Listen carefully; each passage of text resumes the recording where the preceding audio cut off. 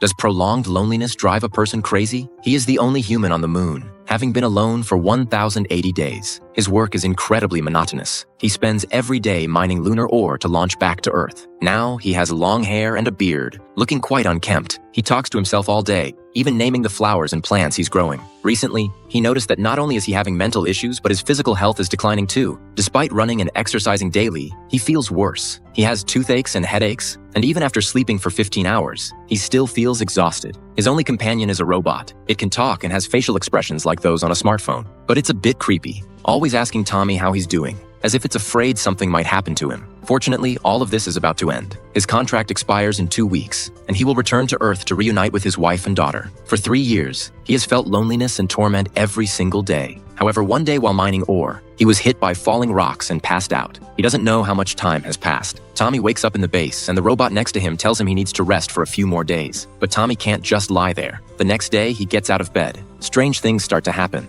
He hears the robot talking to someone. When he asks the robot, it denies it. But soon, the robot's odd behavior intensifies Tommy's suspicions. He's not injured, but is still told not to get out of bed. He discovers a mining vehicle is broken and wants to go fix it, but the robot stops him. Tommy begins to feel frustrated. He realizes the robot seems to be doing everything it can to keep him inside. What exactly is happening outside? Tommy decides to sabotage the base. He pierces the oxygen line, triggering an alarm, and tricks the robot into thinking there's a breach that needs fixing. The robot reluctantly agrees, but insists he must not wander off. However, as soon as Tommy steps outside, he drives to the mining area, where he finds a wrecked mining vehicle. Inside, he discovers a person lying there. Tommy quickly realizes the person is still alive and carries him back to the base. But when he gets a good look at the man's face, he's horrified to see that he looks exactly like himself. Tommy asks the robot about who this man is. The robot responds that he is Tommy, clearly indicating that this man is the Tommy we saw earlier. The previous Tommy soon regains consciousness, and he comes face to face with the new Tommy who looks just like him. The old Tommy is confused and also questions the robot. The robot gives the same answer. That